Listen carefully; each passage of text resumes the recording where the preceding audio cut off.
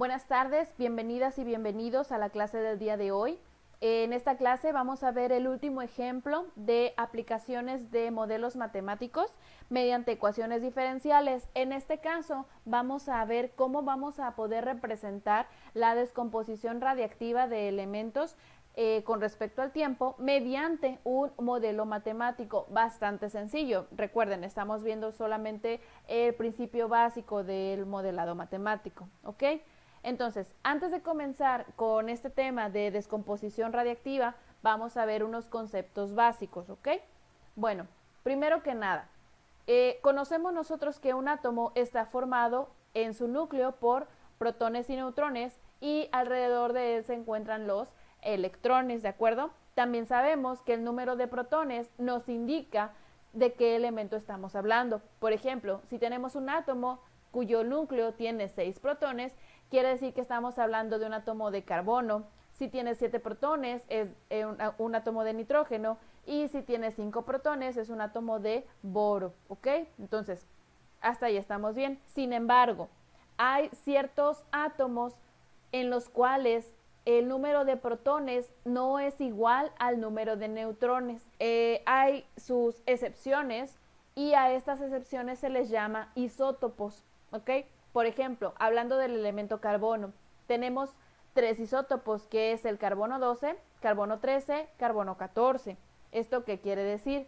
Bueno, este número nos indica el resultado de la suma de la cantidad de protones y de neutrones, ¿ok? Entonces, si se dan cuenta, en cada uno de estos isótopos tenemos la misma cantidad de protones. ¿Sí? ¿Por qué? Recordemos, el número de protones nos indica el elemento del que estemos hablando. Si en este caso cambiara el número de protones, ya no estaríamos hablando del carbono. En este caso, si aquí fueran 7 protones, estaríamos hablando de nitrógeno, ¿ok? Entonces, por eso estos 3 isótopos coinciden en el número de protones. Sin embargo, varían en el número de neutrones. Por ejemplo, el carbono 12 tiene 6 protones y 6 neutrones, ¿ok? 6 más 6 son 12, por eso se llama carbono 12. El carbono 13 tiene 6 protones, pero aquí tiene 7 neutrones, ¿ok? Por eso se llama 6 y 7 son 13, se llama carbono 13. Y por último tenemos el carbono 14, que en este caso tiene 6 protones y 8 neutrones, ¿ok? 8 más 6, 14, ¿ok? Bien, entonces, dentro de estos isótopos tenemos también otros isótopos que se llaman isótopos inestables. ¿Esto qué quiere decir? Bueno, aparte de que estos átomos que son isótopos porque no tienen la misma cantidad de protones que de neutrones, con el paso del tiempo, de un tiempo ya establecido, se pueden transformar en otros isótopos, ¿ok? De otro elemento, ¿ok? Bien, como en el caso del carbono 14, después de cierta cantidad de años, se transforma en nitrógeno 14. ¿Cómo pasa esto? Bueno, sabemos que el carbono 14 está formado por 6 protones y 8 neutrones. Con el paso del tiempo, de un determinado tiempo, uno de los neutrones se convierte en un protón, ¿ok? Pasa a ser un protón. Por lo tanto, al ser un elemento con 7 protones, ya no puede ser llamado carbono 14, ahora deberá ser llamado nitrógeno 14, ¿ok? Recordemos que el elemento que tiene 7 protones en su núcleo es el nitrógeno, ¿ok? Entonces, de igual manera, si se pasa un neutrón a protón, quiere decir que ahora este elemento va a tener 7 protones y 7 neutrones, ¿ok? Lo mismo pasa con otro isótopo, el potasio 40. Está formado por 19 protones y 21 neutrones. Con el paso del tiempo, uno de los protones pasa a ser un neutrón y entonces ahora tenemos un átomo con 18 protones, lo que lo convierte en un argón 40, ¿ok? Entonces este argón 40, este isótopo inestable de argón 40, tiene 18 protones y 22 neutrones, ¿ok? De la misma manera, el mismo potasio 40 puede transformarse en calcio 40 al pasar un neutrón a convertirse a protón. Entonces terminará teniendo 20 protones y 20 neutrones, ¿ok? Al tener 20 protones ya no estamos hablando de potasio, ya estamos hablando de calcio, ¿ok? Por eso se llama calcio 40, porque siguen teniendo la misma cantidad de protones que de neutrones, pero la combinación ahora es distinta, ¿ok? Siguen sumando, 20 y 20 siguen sumando 40, al igual que 18 y 22 y al igual que 19 y 21. Simplemente al cambiar la cantidad de protones, pues nos indica que estamos hablando de elementos distintos, ¿de acuerdo? Bueno, entonces ya sabemos nosotros a qué nos referimos con la descomposición o desintegración radioactiva. Esto se da en los isótopos inestables cuando pasa un cierto tiempo, que más adelante vamos a ver cómo se le llama a este tiempo, y se convierten en otros elementos, ¿ok? Se descomponen en otros elementos, ¿de acuerdo? Bien, entonces, ahora vamos a proceder con el siguiente ejemplo para marcar las bases de donde vamos a partir para nuestro análisis. El enunciado nos menciona que se ha observado que un porcentaje constante de los átomos radioactivos de un material decaen en cada unidad de tiempo, ¿ok? En este ejemplo nos muestran que tenemos 100 miligramos de carbono 14, ¿ok? Y que con el paso del tiempo, en este caso de 5.730 años, se pierde el 50% de estos 100 miligramos que teníamos originalmente, ¿ok? Quiere decir que después de 5.730 años nosotros vamos a tener 50 miligramos de carbono 14, ¿ok? ¿Qué va a pasar con esos otros 50 miligramos? Pues esos otros 50 miligramos se descompusieron probablemente en nitrógeno 14, ¿ok? Bueno, pero ahorita lo único que nos interesa es qué pasa con este carbono 14. Bien, esta cantidad, 5.730 años, se le conoce también como la vida media del elemento, como también periodo de semidesintegración o semivida, ¿ok? Entonces, cada elemento tiene el dato de esta vida media, periodo de semidesintegración o semivida, ¿ok? En este caso, para el carbono 14, vamos a determinar que esta vida media es de 5.730 años. Bueno, partiendo de los 50 miligramos de carbono 14 que tenemos, si vuelven a pasar otros 5.730 años, se va a volver a descomponer a la mitad, ¿sí? En este caso, de los 50 miligramos que partimos, ahora vamos a tener 25 miligramos, ¿ok? Si vuelven a pasar otros 5.730 años, se vuelve a descomponer esta cantidad de masa a la mitad y tendríamos 12.5 miligramos de carbono 14, ¿ok? Recordando que el resto se transformó probablemente en nitrógeno 14, ¿ok? Ahora, también nos dice el enunciado que podemos pensar en este ejemplo como si los átomos fueran una población y que tenemos en este caso una tasa de mortalidad sin nacimientos, ¿ok? ¿Por qué decimos esto? Porque estamos hablando de que este átomo, esta cantidad más bien de átomos se está descomponiendo, se está desintegrando, ¿ok? Quiere decir, están muriendo átomos que en realidad sabemos que se están convirtiendo en otro elemento, pero bueno, es una manera de ver este ejemplo, ¿ok? De manera más sencilla. Y que no tenemos nacimientos, ¿por qué? Porque no estamos obteniendo más átomos nuevos de ese elemento, ¿ok? Del elemento que estamos estudiando. Entonces, podemos tomar en cuenta que esta es una población que tiene una tasa constante de mortalidad y que no tiene nacimientos, ¿ok? Nosotros ya anteriormente en los ejemplos pasados habíamos manejado una ecuación para evaluar el comportamiento de una población tomando en cuenta los datos de natalidad y de mortalidad, ¿ok? Entonces, si tomamos en cuenta esta analogía, podemos decir que podemos ocupar esta ecuación diferencial, sí, que la obtuvimos de ejemplos anteriores, en la que la diferencial de la población con respecto al tiempo era igual a la constante K por la población, ¿ok? Bien, recordamos también que la constante K era igual a la natalidad menos la mortalidad, ¿ok? Y que ambas eran constantes para ese ejemplo. Lo mismo pasa en este ejemplo, estamos diciendo que el porcentaje de desintegración es constante, ¿ok? En este caso la mortalidad quiere decir que es constante. Si sabemos nosotros que K es igual a N menos M, podemos sustituir este valor en la ecuación primera, ¿ok? Entonces, la diferencial de P en dt va a ser igual a N menos M por P, ¿ok? Si nosotros sabemos que los nacimientos no existen, es decir, no tenemos una tasa de natalidad, este elemento es cero, es inexistente. Por lo tanto, nuestra ecuación quedaría delta P en delta T es igual a menos MP, ¿ok? Recuerden, siendo M la tasa de mortalidad y P la población, ¿ok? Ahora, si tomamos en cuenta nosotros que la población realmente se refiere a la masa del elemento radiactivo, quiere decir que nosotros podemos fácilmente modificar la letra P por la letra M, ¿ok? Entonces, en este caso, en lugar de ser la diferencial de P con respecto a dt, será la diferencial de M con respecto a T, siendo M la masa de este elemento radiactivo. Pero, ¿qué pasa? Si nosotros sustituimos del lado derecho de la ecuación la letra M, nos quedan dos M's, ¿ok? Sabemos nosotros perfectamente que la primer M se refiere a la tasa de mortalidad y la segunda se refiere a masa.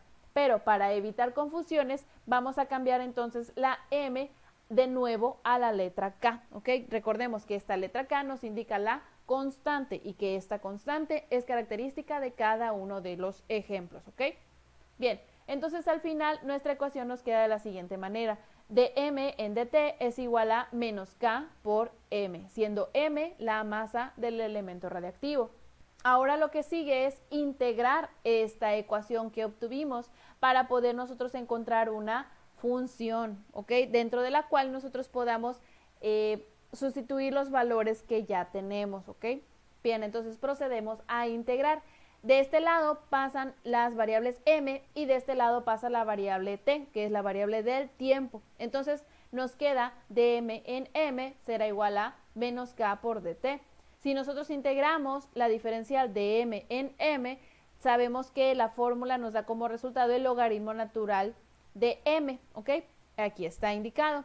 Y si nosotros integramos menos k por dt, sabemos que menos k sale del símbolo de la integral y nos queda solamente la integral de dt, que será igual a t, ¿ok? Más una constante arbitraria. Bien, ahora lo que queremos hacer es deshacernos del logaritmo natural. ¿Qué tenemos que hacer? Bueno, pues tenemos que aplicar el exponencial tanto al lado izquierdo como al lado derecho de la ecuación. Entonces, del lado izquierdo tenemos e elevado al logaritmo natural de m y del lado derecho tenemos e elevado a menos kt más c1. Bien, ahora, del lado izquierdo, el exponencial con el logaritmo se eliminan y nos queda al final solamente m, ¿ok? Y del lado derecho se queda igual la ecuación. Ahora, aquí nosotros agregamos la variable t para hacer referencia a que la masa depende del tiempo, ¿ok? Por eso es que lo agregamos. Entonces, nuestra ecuación nos queda m de t, es decir, la masa del elemento radiactivo en función del tiempo va a ser igual a e elevado a menos k por t más c1, ¿ok? Sabemos nosotros las leyes de los exponentes. Si nosotros tenemos en el exponente de un elemento una suma, quiere decir que podemos tener una multiplicación de ese mismo elemento elevado a cada uno de los términos, como en esta fórmula. Entonces, esta expresión quedaría igual de la siguiente manera. Tenemos e elevado a menos kt por la misma e elevada a c1, ¿ok? Si nosotros ya sabemos que c1 es una constante, quiere decir que si nosotros elevamos e a una constante, ese mismo número va a seguir siendo una constante. Por lo tanto, este elemento pasa a ser el término de c, ¿ok? Pasa a ser simplemente c, porque va a ser una constante, entonces no tiene caso dejarlo expresado de esta manera. Bien, entonces nuestra ecuación final nos quedaría m de t va a ser igual a la constante c por e elevado a menos kt. Bien, ahora como se pueden dar cuenta, tenemos dos constantes en nuestra ecuación. Tenemos la constante c y la constante k. Recordamos que la constante k va a ser diferente para cada uno de los ejemplos que manejemos. Más adelante vamos a encontrar el valor de esta k, ¿ok? Pero por lo pronto lo único que vamos a hacer es encontrar el valor de c, ¿ok? De la constante c. Bien, entonces, ¿qué podemos hacer? Para encontrar nosotros el valor de c debemos de partir de las condiciones iniciales. ¿Cuáles son nuestras condiciones iniciales? Bueno, pues es cuando t es igual a 0, es decir, nuestro tiempo inicial 0, ¿ok? Si t es igual a 0, quiere decir que m va a ser evaluada en 0, por lo tanto, va a ser igual a c por e elevado a menos kt. Menos kt por 0 es igual a 0. Sabemos que cualquier letra, cualquier elemento, cualquier número elevado a la cero potencia es igual a 1. Si nosotros sustituimos 1 por C, nos va a quedar simplemente la letra C, ¿ok? Al final nos queda que C va a ser igual a M0, ¿ok? C va a ser igual a la masa inicial, ¿ok? ¿Por qué digo que es la masa inicial? Porque nos está indicando que es la masa en el tiempo cero en nuestra condición inicial, por lo tanto C va a ser igual a la masa inicial. ¿De quién? Del elemento que estamos evaluando, ¿ok? Entonces, al final, nuestra ecuación nos queda de la siguiente manera. M de T va a ser igual a la masa inicial por E elevado a menos K por T. ¿Ok? Ahora, ya nosotros obteniendo esta ecuación, nosotros sabemos que al final nos va a quedar la mitad de la masa original. ¿Por qué? Porque acabamos de ver que se iba desintegrando conforme al 50%, ¿ok? Cada 5.730 años va disminuyendo en un 50%, es decir, va disminuyendo mitad la masa original, ¿ok? Entonces, si nosotros ya sabemos que esta ecuación va a ser igual a 1/2 de la masa original, bueno, pues podemos encontrar el valor de K, ¿ok? Ahora sí, ya nosotros tenemos definidas nuestras condiciones, es decir, nuestra condición va a ser que al final de todo este proceso vamos a obtener el 50% de la masa original. Ahora, la única incógnita que tenemos es la letra K. ¿Por qué es la única incógnita? Porque la T va a ser representada como la vida media del elemento, va a ser representada por los años de la vida media de ese elemento, ¿ok?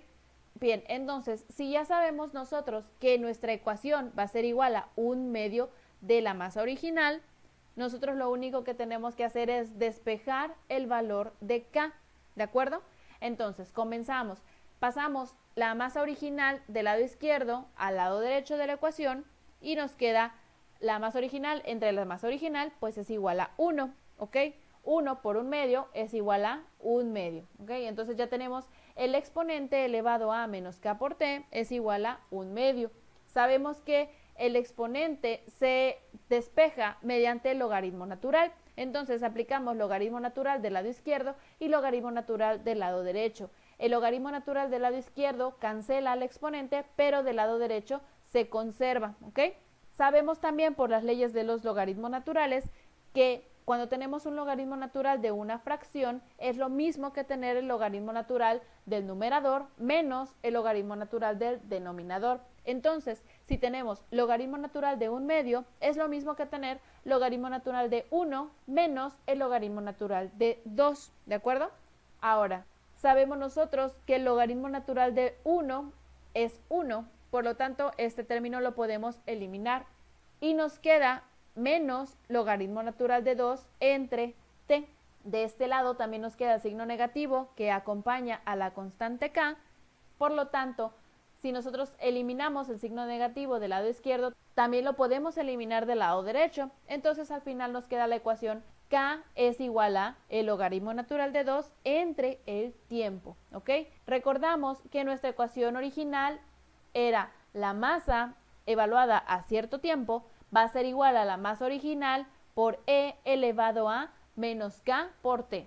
Ahora que ya sabemos que K vale logaritmo natural de 2 entre T, podemos nosotros sustituir este valor en la ecuación original y entonces tendríamos la ecuación específica de la masa evaluada a cierto tiempo va a ser igual a la masa original por E elevado a menos T, que es el tiempo al que estamos evaluando esa masa, por el logaritmo natural de 2 entre T, T mayúscula, que en este caso nos indica la vida media del elemento. ¿De cuál elemento? Pues del elemento que estamos evaluando la masa, ¿ok? Entonces, no hay que confundirnos con estas dos T's. La T del denominador nos indica la vida media del elemento, ¿sí? ¿Cuál elemento? El que nos diga nuestro ejemplo. Y la T minúscula nos va a indicar el tiempo al que nosotros estamos evaluando este ejemplo, ¿ok? Bueno, entonces vamos a ver un ejemplo de aplicación. Si nosotros sabemos que la cantidad de carbono 14 que contiene un cráneo antiguo es 1/6 del carbono 14 que tenía al momento de morir, ¿qué edad tiene este cráneo? ¿Ok?